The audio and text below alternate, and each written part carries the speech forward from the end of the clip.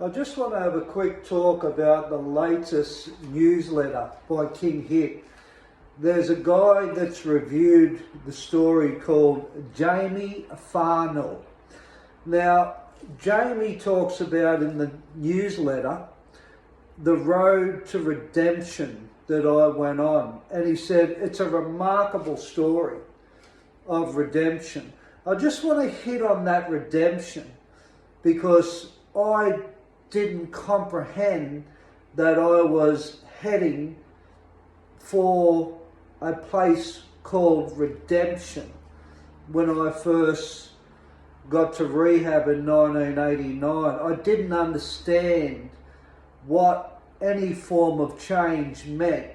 So as far as redeeming myself of how I was at that point in stage, I couldn't comprehend that I had to, because I was living in such a survival mode.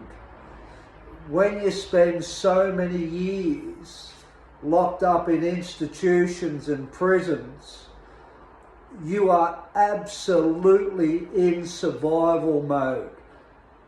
Anything other than your survival, which requires an attitude of not giving two F's,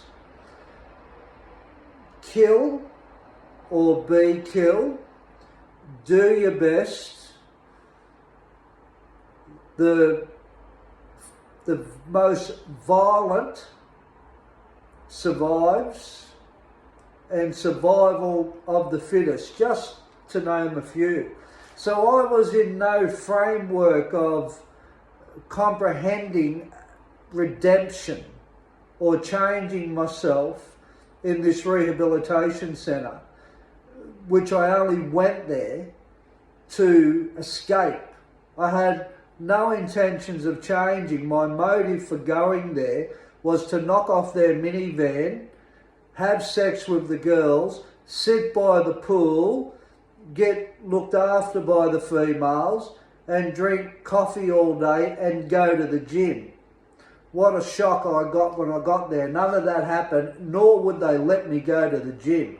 They put a ban on me straight away because they believed I plugged into training to avoid my feelings and what I was experiencing in life as far like self-defeating behaviour. So they took that away from me so I could deal with myself without any influence or anything getting in the way of that. I only reached redemption when I realised that I had to get to redemption to change my life. It couldn't have happened any other way. I couldn't have been in redemption now if I didn't redempt from the old me. And that happened in 1989. Jamie also talks about the humour that he loved in the story. He talks about my wit and how engaging the story is. Now, when I first did the manuscript of this story, I wasn't very good at reading and writing. I just basically got it out there on paper. And I went to the Byron Bay Writers Festival to find somebody that could help me put this thing together. And I came across a guy who was promoting doing self-publishing, and I told him what I had, and I asked him, did he know of anybody who could help me polish this thing?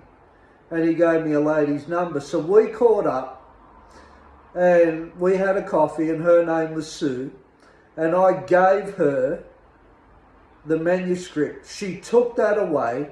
We organised to have another coffee a week later, and I asked her about what she had read.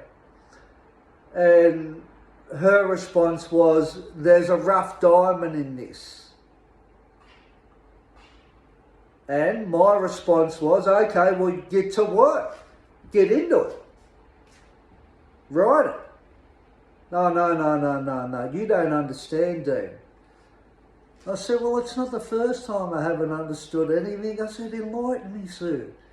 She said, I won't write this for you. I'll teach you how to write. And straight away I thought, I'm teachable. I could learn how to write. I said, sweet, you teach me how to write.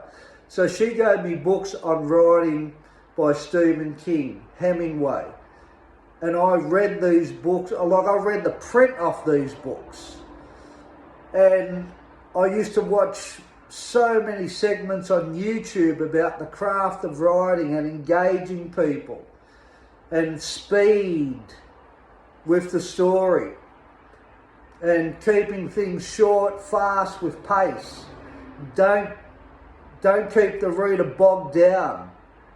Keep it going. And the faster the reader can go through it, the more engaging it is for them. So I learned a craft from learning how to write. And that's what makes the tale, as Jamie said, well worth it today. I made sure that it was polished perfectly. And the polish of the story was in the edits. It had 12 edits, and the editing took 4 years. So it was Sue and I, once every week, with a 600-page manuscript, which eventually came down to 480 pages. And we would go through it word for word. Get rid of that, speed it up here, make it shorter here, engage people more here by humour, get rid of this, get rid of that. And we just kept going over and over and over and over and over.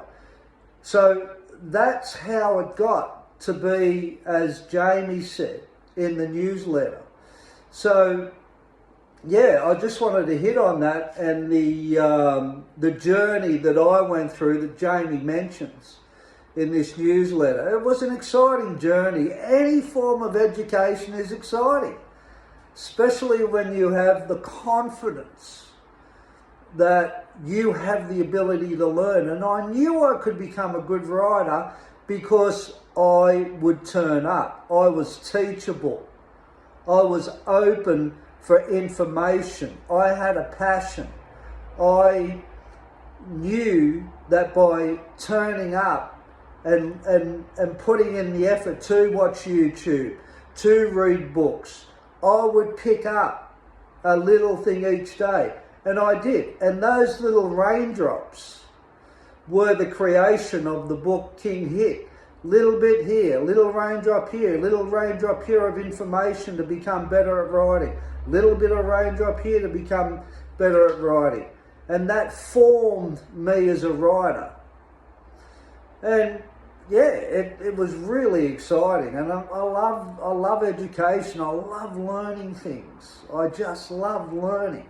I've got this massive passion for learning because I know I can learn. Because my ability to absorb information that I need to make what I'm learning accessible for me to be practical with it and to be good at it. So you have a great day. Check out the newsletter. It's a good rap, and he loved it. And there's more he says in the newsletter about how great he believed the story was. So yeah, you can check that out on Spotify, and also that will be posted to my socials, King Hit Book, on Facebook. It'll be in Twitter, King Hit. It will also be on LinkedIn under King Hit Book. And yeah, and it's Yeah, it's a good review. Okay, you take care now. Look after yourself, and yeah, always take responsibility for yourself. You take care.